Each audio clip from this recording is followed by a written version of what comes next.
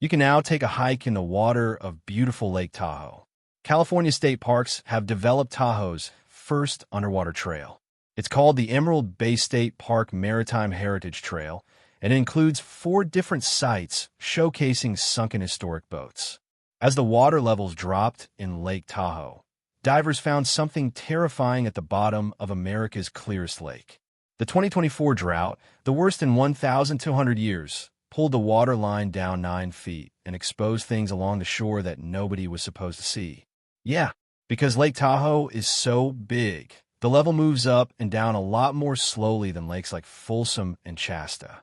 But now, Tahoe is already at its lowest level in 4 years, and it's still headed down.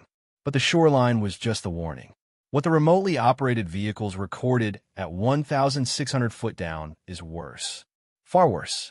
Not a creature, not a shipwreck, not the Tahoe Tessie legend the locals have whispered about since the 1800s. Something older, something quieter. And once you see it, Lake Tahoe is ruined for you forever. The lake built to hide things. To understand what those ROVs found in the dark, you have to understand why Lake Tahoe became the perfect place on Earth to hide things that were never meant to be found. Lake Tahoe sits at 6,225 feet of elevation, straddling the border between California and Nevada. It is the largest alpine lake in North America, the second deepest lake in the United States.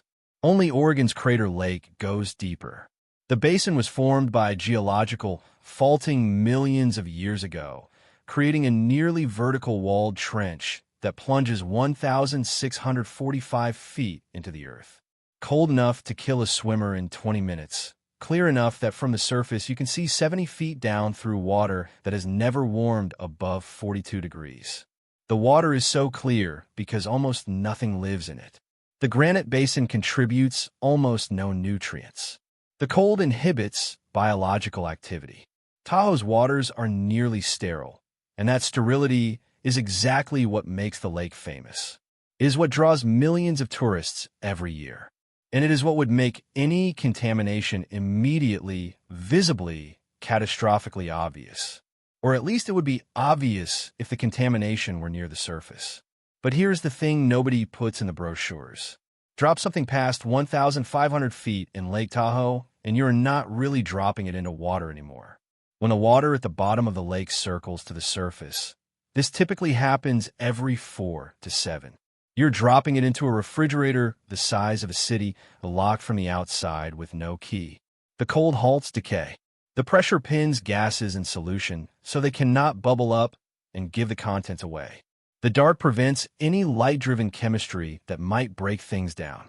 Whatever sinks down there enters a kind of suspended animation, and it stays that way for decades, for lifetimes, for 70 years and counting.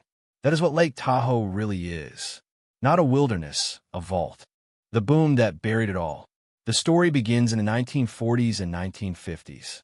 Before World War II, Tahoe was hard to reach. The roads were treacherous, often impassable in winter. A few lodges catered to wealthy tourists, but the lake remained largely wild. The war changed everything. Military training facilities were established in the region.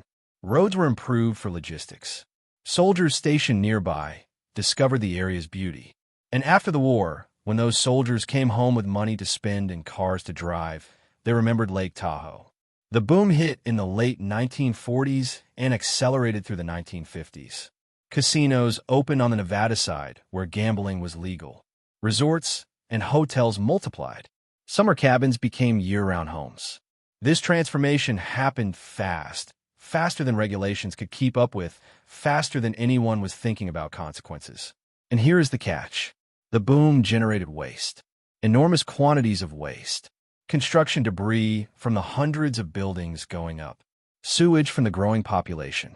Industrial chemicals from the businesses servicing the casinos. Old equipment. Old vehicles. Old everything that needed to go somewhere. In the 1950s, environmental regulations barely existed. The concept of hazardous waste disposal was in its infancy, and Lake Tahoe was right there. Vast, deep, seemingly bottomless. Why pay to truck waste over the mountains when you could dump it in the lake at night? The practice was open enough that locals knew, but hidden enough that tourists did not. Construction crews disposed of debris directly into the water. Businesses dumped chemicals that would later be classified as toxic. Old cars were pushed off cliffs into the depths below, sometimes with their tanks still full of gasoline and oil. Lakes across America were used as dumping grounds in this era. What made Tahoe different was the scale, the depth, and the peculiar chemistry that preserved every single bit of it. When the environmental movement gained strength in the 1960s and 1970s, some of the visible dumping stopped, regulations were passed, monitoring began. The Lake Tahoe Basin became the subject of intense environmental attention precisely because its clarity made changes so visible. But nobody went to the bottom. The cost was prohibitive. The technology barely existed. And frankly, nobody wanted to know what was down there. The lake looked clean. The surface stayed clear. Whatever had been dumped in the 1950s had sunk out of sight. And out of sight meant out of mind. For 70 years, that calculation held. Then came the drought. What the shore revealed. The 2024 drought was the culmination of years of below-average precipitation. Snowpack in the Sierra Nevada dropped to record lows. The streams feeding Lake Tahoe slowed to trickles. Evaporation exceeded inflow and the lake level dropped. 9 feet does not sound like much for a lake 1,645 feet deep. But the drop happened at the shoreline. And as the water receded, it exposed things that had been underwater for decades. The first reports came from hikers walking newly exposed stretches of beach. Tires, bottles, unidentifiable metal objects corroded beyond recognition. Easy to dismiss as ordinary litter. Then the divers showed up. Colin West is the founder of Clean Up the Lake, a Tahoe nonprofit that has spent years scuba diving the lake's perimeter and hauling out trash. Years 72 miles and more than 20,000 pieces of trash later, the Clean Up the Lake effort in Lake Tahoe is preparing to embark on their final mission. What a huge mission it was. Joining us now to talk about this final dive is the founder and the executive director of Clean Up the Lake, Colin West. Thank you for being with us, Colin. We appreciate it, man. Thanks for having me, Ty. I appreciate it. By summer 2024, his teams were operating in shallows that had been inaccessible for generations. And what they were finding had stopped being trash. They were finding cars, dozens of them. Cars from the 1940s, the 1950s, the 1960s. Some appeared to have been driven deliberately into the water. Others had been pushed or towed in, scattered across the lake, concentrated near old roads and access points. The condition of the vehicles was the part that put hairs up. The cold water had prevented the corrosion that destroys submerged cars in other environments. Paint was still visible on some. Interior features remained recognizable, as if the cars had been driven in yesterday and were simply waiting to be retrieved. West has described pulling on his sights where his dive lights hit a 1957 sedan, and his first instinct was to check whether someone was still inside. Think about that for a second. A diver in 2024 swimming up to a vehicle that has been on the bottom since Eisenhower was in the White House and reflexively looking through the driver's side window the way you would at a wreck on the highway. That is how preserved these cars are. The doors still have door handles. The dashboards still have dashboards. The license plates on a few are still readable. One of them traces back to a registration that was never reported stolen. The car simply went into the lake, and the paperwork went into a drawer, and nobody asked any further questions for half a century. But cars were not the disturbing part. Old vehicles and lakes are common. What was disturbing was what the cars were sitting on top of. If this is the kind of story that pulls you in, the kind where the bottom of the lake has been keeping a secret longer than most people watching this have been alive, do me a favor and hit subscribe. We dig into the histories powerful people would rather stay buried. And there is a lot more coming. Now back to what was underneath those cars. What the ROV has found. The Clean Up the Lake teams have been sharing data with researchers at UC Davis Tahoe Environmental Research Center. Music, the institution that has been monitoring the lake's water clarity since 1968. As the survey expanded into deeper water, the operation outgrew what scuba divers could safely, music do. So they brought in the robots, remotely operated vehicles, music ROVs equipped with lights, high-definition cameras, sample arms, and tethers long enough to reach the basin floor. The footage from intermediate depths, 200 to 500 feet, showed more of the same. More vehicles, more debris, more evidence of decades of casual dumping. Then they went deeper. Below 1,000 feet, the ROV cameras entered a different world. The last traces of sunlight disappeared. The temperature dropped to the low 40s and stayed there. The pressure increased to levels that would crush an unprotected human body. And the debris kept coming. At 1,400 feet, the ROV's lights illuminated something the team initially could not identify. Large cylindrical objects, dozens of them scattered across the lake bed. Barrels, industrial drums, the kind used to store and transport chemicals. This is the moment Colin West has described in interviews as the one he cannot shake. He is in a heated cabin on a research boat, drinking coffee, watching a screen, and the screen is showing him what looks like a graveyard. Row after row of corroded metal cylinders, sitting in the dark exactly where someone left them. Some still bearing visible markings, manufacturer logos, chemical codes, handling, music instructions. And here's what gets you. The ROV's lights only reach so far.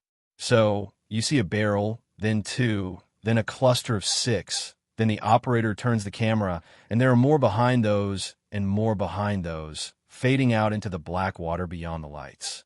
You do not see the end of the field. You just see that the field keeps going, and you, music, start to understand that the number of barrels down there is not measured in dozens. It is measured in hundreds.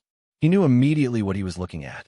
Industrial drums do not end up at 1,400 feet by accident. They do not roll down hills into the water. They do not fall off boats. Someone transported them to the lake and dumped them deliberately in water deep enough that no one would ever find them. Music, or so they thought. The ROV surveyed the field for hours, documenting hundreds of containers. The distribution pattern suggested multiple dumping events over an extended period. Some had been dropped in clusters, others scattered individually. Music, some had been full when dumped, others had drifted before coming to rest. But the most disturbing discovery came at 1,600 feet, near the maximum depth of the ROV's operational range. The barrels there were different, larger, more heavily constructed, and they were not just corroded, they were leaking. The water was never clean. The cameras captured plumes of material seeping from ruptured containers. In the cold, still water, these plumes did not disperse quickly. They hung in the water column, visible clouds of whatever had been stored in those drums, slowly diffusing into the surrounding environment. The team ordered water samples taken as close to the leaking containers as the ROVs could safely approach. The samples were sent to the labs at UC Davis Tahoe Environmental Research Center. Dr. Jeffrey Schlatt, the center's longtime director, has been studying Lake Tahoe for over 2 decades. He has watched the lake's clarity decline by feet over the years. He has published the data. He has testified at public meetings. But the results that came back from the deep barrel samples were of a different category entirely. Heavy metals, lead at concentrations hundreds of times higher than safe levels. Mercury, cadmium, arsenic, industrial solvents that have been banned for decades, chemical compounds that modern regulations classify as hazardous waste requiring specialized disposal. The barrels contain the toxic byproducts of mid-20th century industry, dumped in Lake Tahoe because someone calculated that the cost of proper disposal was not worth it, and the lake was deep enough that no one would ever know. That calculation was wrong. It just took 70 years to prove it. Schlatt's team pieced together a likely timeline. The heaviest dumping appears to have occurred between 1948 and 1965. This corresponds to the casino development boom on the Nevada side and the broader post-war construction surge. The chemicals are consistent with industries active in the region during that period. Metal processing, automotive services, dry cleaning, industrial laundry facilities serving the hotels and casinos, photography processing labs, paint and coating manufacturers. All of these operations generate hazardous waste. In the 1950s, music disposing of it properly was expensive and in many cases legally unnecessary. So they dumped it in the lake. Music The logic was simple. Lake Tahoe was deep, impossibly deep by normal standards. Music, whatever went down, would not come back up. The cold would slow decomposition. The depth would prevent anyone from seeing what was on the bottom. And the lack of mixing between deep and surface waters would keep the contamination isolated. For decades, this logic held. Water quality monitoring focused on the surface. The deep lake was assumed to be pristine because nobody could check. But containment is not permanent. Metal corrodes, even in cold water. Seals fail. Contents leak. And here is where Schlatt's data turned the story inside out. His samples found trace amounts of heavy metals at shallower depths than they had any business reaching.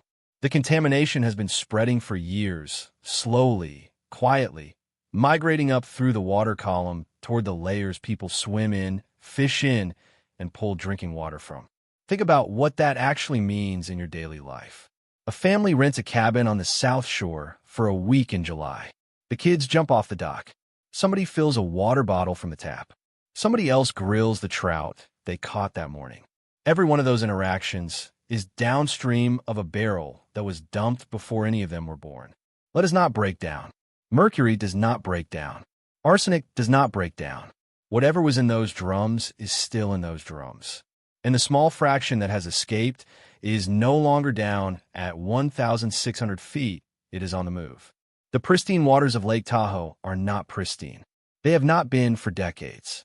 The contamination has just been too deep and too dispersed to detect with standard monitoring until now. But the barrels are not the only thing the ROVs found. This is where the story takes a darker turn.